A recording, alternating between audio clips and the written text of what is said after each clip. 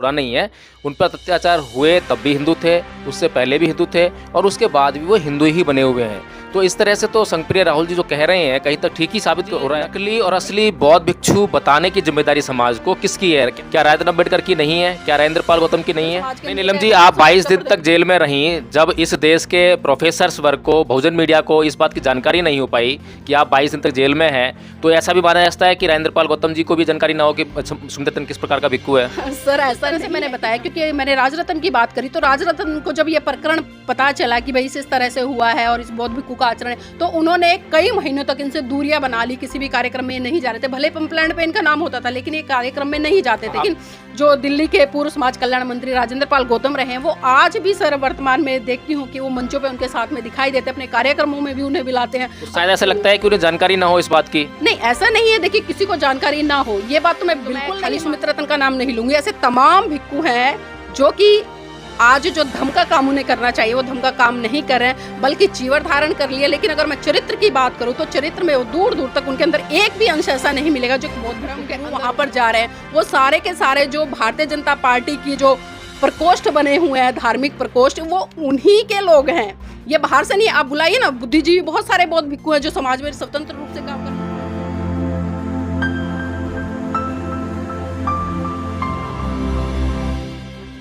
जय भीम, नमो बुद्ध। साथियों, एक ऐसा वीडियो अभी सोशल मीडिया पर चल रहा है जिसको देखकर अम्बेडकरवादी और बौद्ध समाज में एक भारी हलचल देखने को मिल रही है। भारत को हिंदू राष्ट्र होना चाहिए और भारत राष्ट्र हिंदू बने, इसका मैं समर्थन करूँगा। जी हाँ साथियों, यह वीडियो है भंते संगप्रिय राहुल का। जी हाँ, नाम तो लिखते हैं भंते संगप्रिय राहुल, लेकिन मुझे थोड़ा ताज्जुब होता है, लेकिन फिर भी मैं अपने इस ताज्जुब को थोड़ा सा कंट्रोल में करते हुए, मेरे साथ में है नीलम बौद्ध जी, मैं उनसे चर्चा करना चाहूँगा कि भंते संगप्रिय राहुल जी जो हैं, उन्होंने ये कहा है कि इस देश को हिंदू राष्ट्र बनना चाहिए, ये उसके समर्थन में है और उसका समर्थन करते हैं।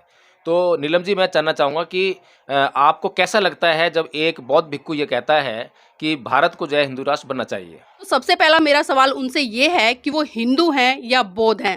अगर वो बौद्ध हैं तो इस तरह की स्टेटमेंट आखिर वो क्यों दे रहे हैं? और इसके पीछे भी कहीं ना कहीं हमें जाना पड़ेगा, क्योंकि आज जो आरएसएस की पनाह में जो लोग पल रहे हैं, जो भारतीय जनता पार्टी की पनाह में पल रहे हैं, जो योगी मोदी अमित शाह की पनाह में पल रहे हैं, चाहे वो सिख हो, ईसाई हो, बौद्ध हो, जैन हो, आज वो लोग खुले तौर पर हिंदू राष्ट्र का समर्थन कर रहे हैं। इन बातों से हमें घबराना नहीं है, बल्कि ऐसे लोगों का हमें बायकाट करना है और ऐसे लोगों को चुन चुनकर हमारे समाज के सामने उन लोगों का पर्दाफाश करना है जो लोग आज चीवर तोड़े हुए हैं, जो कहने के लिए अपने आप को बाबा साहब का अनुयायी कहते हैं, बुद्ध का अनुयायी कहते हैं, कहते हैं कि हम जो करुणा मैत्री भाईचारे का संदेश देने वाला जो बौद्ध धर्म है उसका प्रचार प्रसार कर रहे हैं, लेकिन वो उसके आड़ में हिंदू राष्ट्र की बात कर रहे हैं और हिंदू राष्ट्र को स्थापित करने के लिए लगातार काम कर रहे हैं। आपने देखा होगा पिछले दिनों जिस तरह से कुशीनगर की बात करूं या मैं उत्तर प्रदेश में तमाम ऐसे शहर रहे जहां पर जो बौद्ध धर्म है उसको लेकर कार्यक्रम हुए और वो कार्यक्रम भारतीय जनता पार्टी की तरफ से हुए। अब मैं एक सवाल पूछना चाहती हूँ, खासकर उन लोगों से जो भारतीय जनता पार्टी में हैं और जो अपने आप को बुद्ध धर्म का अनुयायी कहते हैं, जो पार्टी लगातार हिंदू राष्ट्र की बात करती है, बताइए वो किस तरह से सही रूप में और ईमानदारी से बौद्ध धर्म को फैला सकती है? ये मेरा पहला सवाल है।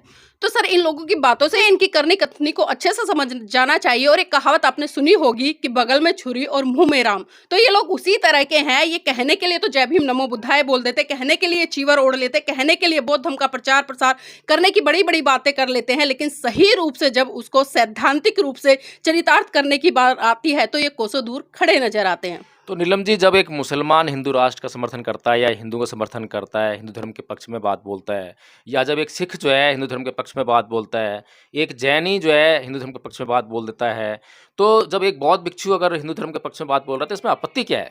देखिए सर, आपत्ति की कोई बात नहीं है, लेकिन मैंने कहा ना कि वो व्यक्ति किस मानसिकता से बोल रहा है। ये मैं पहले ही बोल चुकी कि अगर आज भारतीय जनता पार्टी में कोई व्यक्ति रह रहा है, चाहे वो हिंदू है, मुस्लिम है, बौद्ध है, मैं फिर से रिपीट कर रही हूँ, अगर वो आज हिंदू राष्ट्र की बात कर रहा है तो हमें समझ समझ जाना चाहिए, वो उसके जो विचार हैं वो उसके व्यक्तिगत विचार नहीं है, बल्कि वो आरएसएस और भारतीय जनता पार्टी के द्वारा दिए गए विचार है, जिनको आज वो जनता तक फैलाने का काम कर रहा है। और कहीं ना कहीं जो बौद्ध समाज है या जो मुस्लिम समाज है या जो अन्य समाज है, उनमें एक भ्रांति पैदा कर रहा है कि आप जो हिंदू राष्ट्र है उसका विरोध मत कीजिए। लेकिन मैं यहाँ पर बता दूं, जो जागरूक लोग हैं, जो पढ़े लिखे लोग हैं, जो तार्किक सोच रखते हैं, जो विज्ञान को स्थापित करने की बात कर रहे हैं, वो आज खुले तौर पर हिंदू राष्ट्र का विरोध कर रहे हैं। और उसके पीछे कारण क्या है? क्योंकि 1995 में जिस तरह से सुप्रीम कोर्ट की जो स्टेटमेंट आई, उन्होंने साफ साफ कहा कि हिंदू कोई धर्म नहीं है। और आज जिस तरह से लोग धर्म के नाम पर नहीं, बल्कि मैं कहूंगी कि सांप्रदायिकता के नाम पर आज जिस तरह से हिंसा कर दे, अगर कोई मुस्लिम जय श्री राम नहीं बोलता तो उसकी हत्या कर दी जाती है। एक दलित अगर अच्छे कपड़े पहन ले, अच्छी पर्सनैलिटी में दिखाई दे तो उसकी हत्या कर दी जाती है। अगर वो घोड़ी पर चढ़ता तो उसकी हत्या कर दी जाती। तो बताइए, क्या ऐसा हिंदू राष्ट्र इस भारत देश के लोगों को चाहिएगा, जहां पर एक व्यक्ति स्वतंत्र रूप से अपनी पर्सनैलिटी पर काम करता हो, अपनी एजुकेशन पर काम करता हो, अपने आप को सजाने संवारने के लिए काम करता हो, या अच्छी नौकरी पाने के लिए काम करता हो? क्या हिंदू राष्ट्र में सिर्फ यही देखने को रह गया है? और जिस हिंदू राष्ट्र की ये लोग कल्पना कर रहे हैं, क्योंकि मैं बता दूं, जब हिंदू राष्ट्र का कहीं पर बोलबाला नहीं था, और जिस तरह से पुष्य शुंग मित्र के बाद में यहाँ पर कुछ तरह से जो ब्राह्मणवादी अवस्था के लोग थे, उन्होंने इतना मतलब कर्मकांड इस देश में फैला दिया, और चाहते हैं कि आज भी वो मुट्ठी भर लोग इस देश के ऊपर शासन करें या इस देश के लोगों को गुलाम बनाकर रखें। लेकिन आज भारतीय संविधान लोगों के पास में है, आज लोगों के पास में इतनी ताकत है कि अगर कोई इनको विरोध में जाकर हिंदू राष्ट्र की कल्पना कर रहा है, उसकी बात कर रहा है, तो कहीं ना कहीं लोग सोच रहे हैं कि आखिर ये लोग किस दिशा में बात कर रहे हैं। तो सर, ये लोग भूल जाए कि भारत हिंदू राष्ट्र होगा। देखिए जी, जो संगप्रिय राहुल जी जो बात कह रहे हैं कि भारत को हिंदू राष्ट्र होना चाहिए, और आप कह रहे हैं कि दलितों के ऊपर अत्याचार होते हैं हिंदू राष्ट्र में, तो जिन दलितों के ऊपर अत्याचार हुए हैं वे लोग जो हैं हिंदू राष्ट्र के समर्थक ही हैं, क्योंकि उन्होंने हिंदू धर्म छोड़ा नहीं है। उन पर अत्याचार हुए तब भी हिंदू थे, उससे पहले भी हिंदू थे, और उसके बाद भी वो हिंदू ही बने हुए हैं। तो इस तरह से तो संगप्रिय राहुल जी जो कह रहे हैं कहीं तक ठीक ही साबित हो रहा है। देखिए सर, जो दलित आज अपने आप को कह रहे हैं, जिनके ऊपर अत्याचार हो रहा है, मैं यहाँ पर बिल्कुल स्पष्ट कर दूं कि 1956 में जब परम पूज्य बाबा साहब ने हिंदू धर्म को छोड़ा, उन्होंने साफ साफ इस देश के उन दबे कुचले लोगों को संदेश दिया था कि हिंदू धर्म में रहकर आपका कभी भी भला नहीं हो सकता। अगर दलित समाज के जो लोग आज जिन पर अत्याचार शोषण हो रहा है, अगर वो अपने महान पुरुषों को पढ़ते, अगर वो बाबा साहब को ही पढ़ लेते, तो मैं गारंटी से कहती हूँ आज जिस तरह से देश में जो वर्णवादी व्यवस्था पनपी हुई है, मनुस्मृति कहने के लिए 1925 में बाबा साहब ने जलाई थी, लेकिन उसके बाद हम देख रहे हैं कि जिस तरह से मनुस्मृति जली, लेकिन भारतीय जनता पार्टी और आरएसएस संगठन लगातार आज भी उस मनुस्मृति को देश में स्थापित किए हुए हैं। लेकिन बहुजन समाज के तमाम लोग नहीं समझ रहे, सिर्फ छोटे छोटे लालच में आकर आज भी आरएसएस का झंडा उठा रहे हैं, आज भी भारतीय जनता पार्टी का झंडा। जी नीलम जी, दोषी कौन है? संगप्रिय राहुल दोषी हैं या फिर वे बुद्धिजीवी वर्ग से आने वाले लोग दोषी हैं, जिनके ऊपर उस समाज को, दबे कुचले समाज को, जिसके ऊपर शोषण हो रहा है, अत्याचार हो रहा है जाति के कारण, जो है उसको समझाने की जिम्मेदारी है? देखिए, बिल्कुल आपने सही कहा। इसमें अगर मैं बात करूं, संगप्रिय भंते जी जो बात करें कि भारत को हिंदू राष्ट्र होना चाहिए, वो तो बिल्कुल कहेंगे, क्योंकि वो भारतीय जनता पार्टी के समर्थक है, वो आरएसएस के समर्थक है, और उनकी शय पे आज वो पल रहे हैं। जिस व्यक्ति की रोजी रोटी ही भारतीय समर्थक हैं या चापलूस हैं? चापलूस भी कह सकते हैं, तलवे चाटने वाले भी कह सकते हैं, क्योंकि जिनकी दुकान उनसे चल रही है तो उनकी बुराई कैसे कर सकते हैं। लेकिन यहाँ पर जो बुद्धिजीवी बहुजन समाज, नीलम जी, ऐसा है कि समर्थक उसे कहते हैं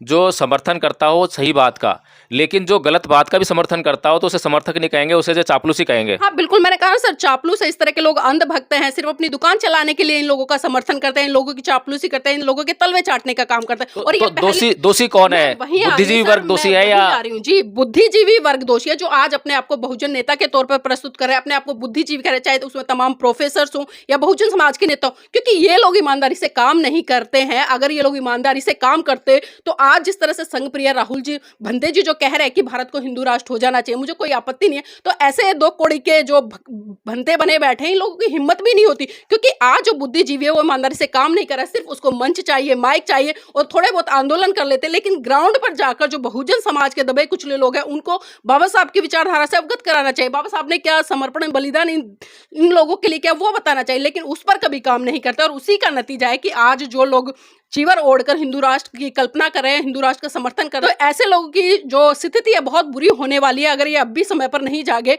तो मैं इनको बुद्धिजीवी तो नहीं कह सकती, स्वार्थी जरूर है। नीलम जी, जिससे संगप्रिय राहुल को आप जो लगातार भंते जी कह रही हैं, क्या वो भंते जी कहलाने लायक भी हैं?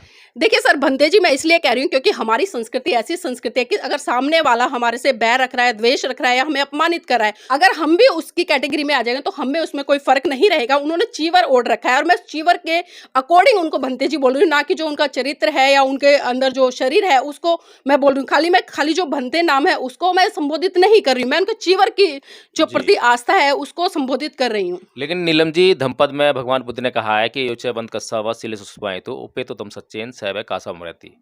जो सत्य नहीं जानता है, सत्य पर आचरण नहीं करता है और सीलों का पालन नहीं करता है, ऐसा व्यक्ति कासा वस्त्र धारण करने का अधिकारी नहीं है। लेकिन तो जी, अगर जी। बुद्ध की इस बात को अगर एक मापदंड माना जाए तो संगप्रिय राहुल के भीतर वह आचरण नहीं है, ना ही वो जो है किसी भिक्षु संघ से उपसंपदा लिए हुए है। अगर बुद्ध की इस बात को अगर सोचें समझें तो जो भाषा शैली संगप्रिय राहुल की है उसके हिसाब से तो वो भंते जी किसी भी कहलाने लायक योग्य ही नहीं है। देखिए सर, मैंने उनकी वीडियो के कई प्रकरण इसमें सुने हैं, जिस तरह से हिंदू राष्ट्र का समर्थन वो कर रहे हैं और वो कह रहे हैं कि मुझे निमंत्रण आ रहा है जो राम मंदिर में प्राण प्रतिष्ठा होने जा रही है 22 जनवरी को। तो पहले तो मैं एक बार उनसे ही पूछ लेती हूँ, क्योंकि अगर वो अपने आप को बुद्ध का अनुयायी कहते हैं, क्योंकि बुद्ध ने कभी भी ये नहीं कहा कि आप मेरी बात को ऐसा का ऐसा मान लो, या कोई व्यक्ति कह रहा है किसी धर्म ग्रंथ में लिखी है। आज जो प्राण प्रतिष्ठा की बात हो रही है तो सबसे पहले भारत देश के लोगों को ये सोचना पड़ेगा, और यहाँ पर जो संगप्रिय भंते जी हैं वो भी आकर एक बार बता दें लाइव सेशन में कि भाई जो प्राण प्रतिष्ठा है वो पत्थरों में कैसे हो सकती है। अगर नीलम जी, जो मोदी जी की जो रिक्वायरमेंट है कि जब प्राण प्रतिष्ठा उस राम की मूर्ति की हो तो वहाँ पर जो है दलाई लामा भी हो, वहाँ पर ये भंते राहुल भी हो, यानी बौद्ध धर्म का भी वहाँ प्रतिनिधित्व हो, जैनियों का भी वहाँ प्रतिनिधित्व हो, सिखों का भी वहाँ पे प्रतिनिधित्व हो। यानी कि वो ये दर्शाना चाहते हैं पूरी दुनिया को कि इस राम मंदिर को बनाने में जो है इस देश के जितने भी तमाम तरह के संप्रदाय हैं वो उनका समर्थन कर रहे हैं। तो इसमें जो है मोदी जी को ज़रूरी नहीं है कि जो असली नेता हैं इन धर्मों के या इन संप्रदायों के उन्हीं को वो बुलाएंगे, बल्कि उनको अपना समर्थन पाने के लिए जैसा कि बुद्ध ने एक मापदंड दिया और उस मापदंड को लोग भूल गए। अब उस मापदंड को अगर लोग भूल गए हैं तो इसी बात का फायदा जो है मोदी जी उठा रहे हैं। क्या ये बात सही नहीं है? आप सही कह रहे हैं, क्योंकि जिस तरह से आपने कहा कि वो दलाई लामा को भी वहां पर चाहते हैं, या जो बौद्ध भिक्षु हैं उनको भी चाहते हैं, या तमाम जो धर्म है इस देश में स्थापित है उनके जो प्रतिनिधित्व कर रहे हैं, चाहे वो सिख हो, जैन हो, बौद्ध हो, ईसाई हो, कोई भी, वो चाहते हैं कि उनके धर्म गुरु वहां पर रहे। अब उसके पीछे कारण भी है, क्योंकि वो लोगों को दिखाना चाहते हैं बड़े स्तर पर कि देखिए भारत में जो राम मंदिर बन रहा है उसका कोई भी विरोध नहीं कर रहा है, हिंदू राष्ट्र की जो बात हो रही है उसका कोई विरोध नहीं कर रहा है। ये तमाम धर्म के लोग आज हमारे समर्थन में खड़े। लेकिन सर मैं आपको बता दूं, उस देश की जनता को बता दूं, जितने भी धर्म गुरु वहां पर जा रहे हैं वो सारे के सारे जो भारतीय जनता पार्टी की जो प्रकोष्ठ बने हुए हैं, धार्मिक प्रकोष्ठ, वो उन्हीं के लोग हैं। ये बाहर से नहीं। आप बुलाइए ना, बुद्धिजीवी बहुत सारे बौद्ध भिक्षु हैं जो समाज में स्वतंत्र रूप से काम करें। आप दलाई लामा जी को क्यों बुलाए? दलाई लामा जी शरणार्थी व्यक्ति क्या कहेगा? क्योंकि वो सरकार के अंडर रह रहा है, क्या वो उसके विपरीत जाकर कोई बात रख सकता है? या अभी जो संघप्रिय भंते जी हैं उनको क्यों बुलाया जा रहा है और अन्य भिक्षुओं को क्यों नहीं? क्योंकि जो संघप्रिय भंते जी हैं वो आरएसएस के तहत यहाँ पर भारतीय जनता पार्टी की विचारधारा को फैलाने का काम कर। आप जो समाज में तमाम ऐसे बौद्ध भिक्षु हैं, मैं अगर भंते चंद्रिमा जी की बात करूं, भंते राहुल जी की बात करूं, या तमाम बहुजन समाज से जो बुद्धिजीवी लोग आते हैं, प्रोफेसर मैं राजेंद्र जी की बात करूं जो बिहार से आते हैं, आप ऐसे लोगों को बुलाइए ना, तब तो पता चले हमें कि हाँ भाई आप कहते हैं आपने भी बुद्धिज्म से आप। नीलम जी, आप लगातार जो है केवल और केवल बीजेपी को ही दोष दे रही हैं, मोदी जी को दोष दे रही हैं, जबकि आप अपने समाज को दोष नहीं देती हैं, जो कि इन जैसे लोगों को, संघप्रिय राहुल जैसे लोगों को जो कि चीवर पहनने का अधिकारी नहीं है, उनका बहिष्कार नहीं करता।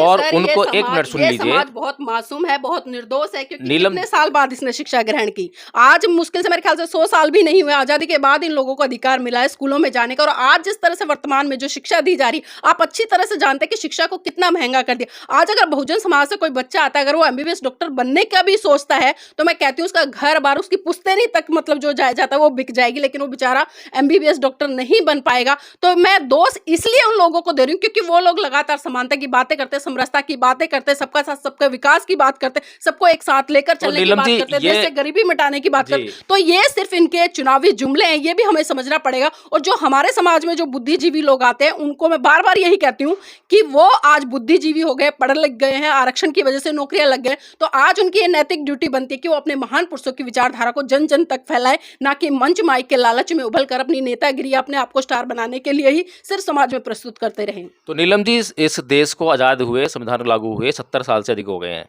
तो ये जो समाज है इसको कब तक आप मासूम कहेंगी, कब तक लाचार कहेंगी, कब तक अशिक्षित कहेंगी, ये कब शिक्षित होगा? क्योंकि एक भंते संघप्रिय राहुल ही नहीं घूम रहा है समाज में इस तरह से चीबर ओढ़कर जो है, बल्कि एक आदमी सुमित रतन नाम का भी घूम रहा है, जो कि धर्म का काम करते हुए हमें कभी दिखाई नहीं देता, लेकिन वो जो है संविधान कभी बांटता है, कभी आरक्षण चाहता है, कभी कुछ करता है, कभी कुछ करता है, लेकिन धर्म के काम के अलावा सारे काम करेगा। देखिए सर, आपने सुमित रतन की बात करी तो मैं खाली सुमित रतन का नाम नहीं लूंगी, ऐसे तमाम भिक्खु हैं जो कि आज जो धर्म का काम उन्हें करना चाहिए वो धर्म का काम नहीं कर रहे हैं, बल्कि चीवर धारण कर लिए। लेकिन अगर मैं चरित्र की बात करूं तो चरित्र में वो दूर दूर तक उनके अंदर एक भी अंश ऐसा नहीं मिलेगा जो एक बौद्ध भिक्खु के अंदर होना चाहिए। क्योंकि अगर बौद्ध भिक्खु की हम बात करें, उसके आचरण से, उसके व्यवहार से, दोषी उठने बैठने, तो नीलम जी, दोषी कौन, मोदी जी या जो उपासक संघ है जिसके ऊपर ये जिम्मेदारी है कि वो ऐसे भिक्खुओं का बहिष्कार करे, ऐसे भिक्खुओं को जो है बिल्कुल अपने पास न फटकने दे। जब ये जो उपासक लोग जो हैं, जब ऐसे भिक्खुओं का बहिष्कार करेंगे, जब इनको दान देना बंद कर देंगे, तो ऐसे भिक्खु अपने आप चीबर उतार देंगे।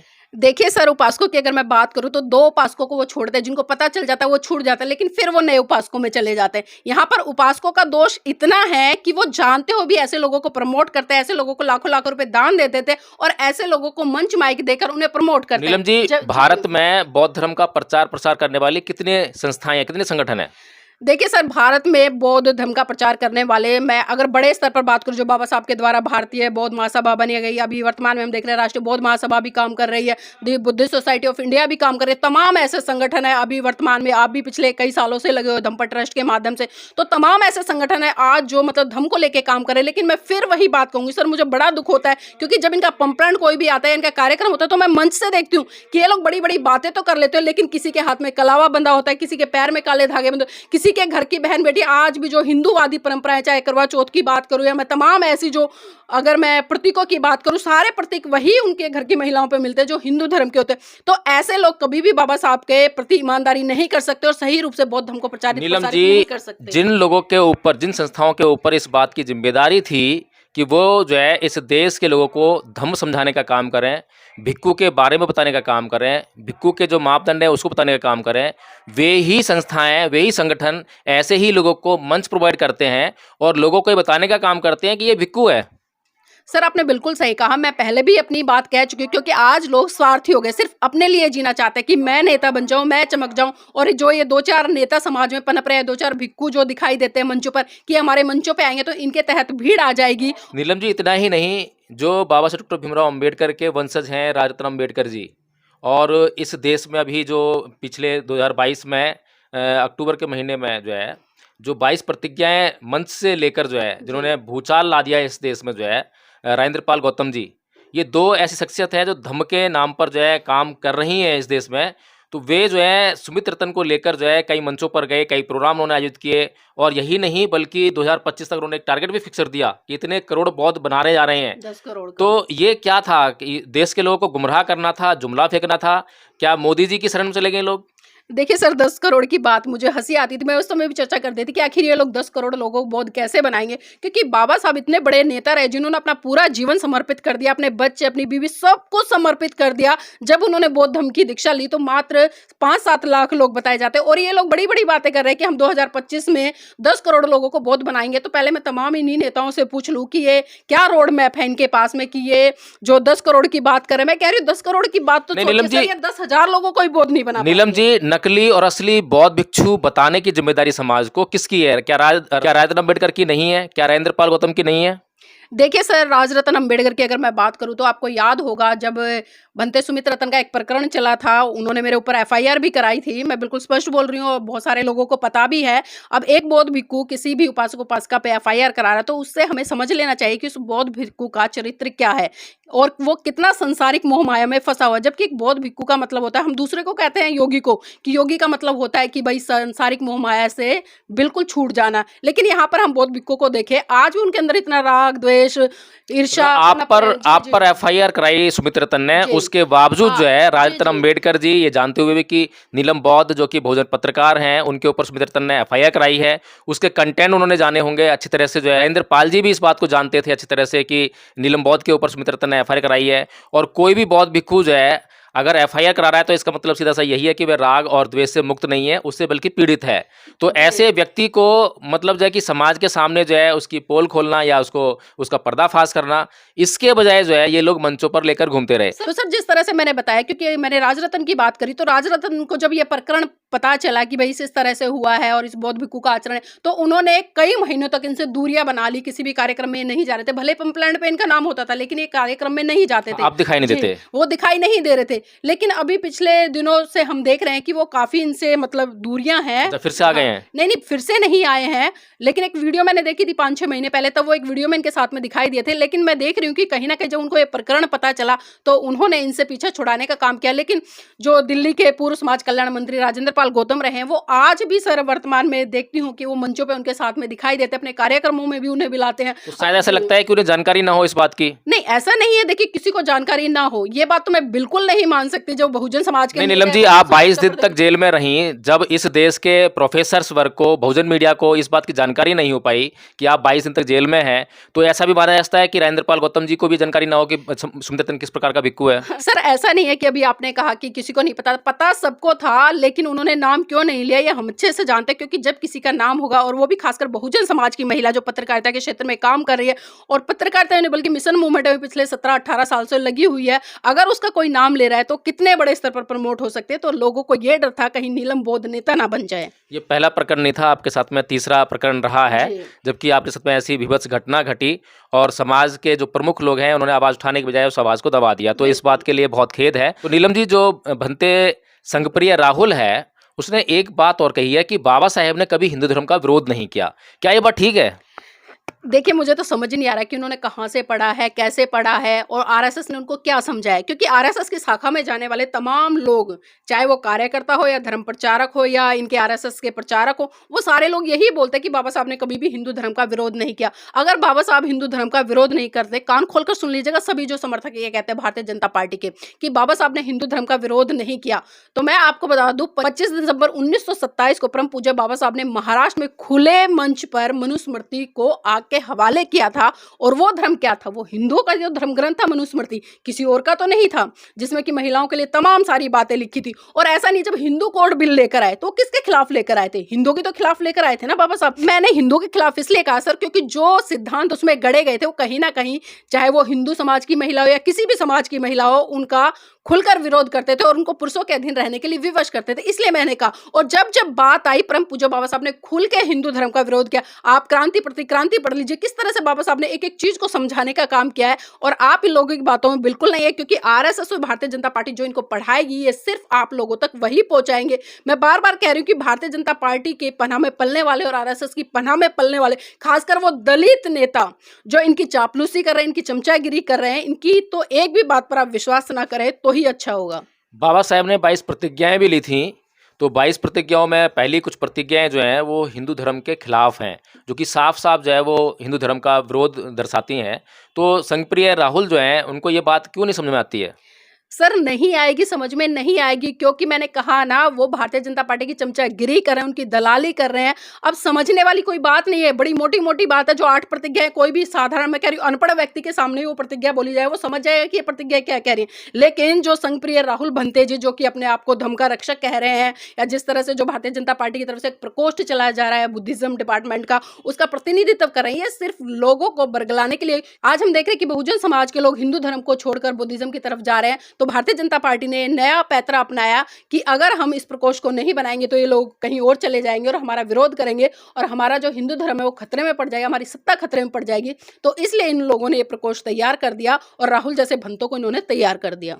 तो साथियों, हमें ये बात समझ लेनी चाहिए अच्छी तरह से कि जो मोदी जी हैं उनका सीधा साधा एजेंडा है, क्योंकि अंतर्राष्ट्रीय स्तर पर उनको हर बात का जवाब देना पड़ता है, being prime minister of India, क्योंकि प्रधानमंत्री हैं भारत के और भारत की एक अच्छी पहचान है पूरे विश्व में जो है, तो उनको बताना पड़ता है हर एक बात के बारे में कि जो वो कार्य कर रहे हैं भारत के किसी भी वर्ग, किसी भी संप्रदाय, किसी भी जाति के खिलाफ नहीं है, बल्कि सबके लिए ठीक ठाक है, कोई दिक्कत नहीं है।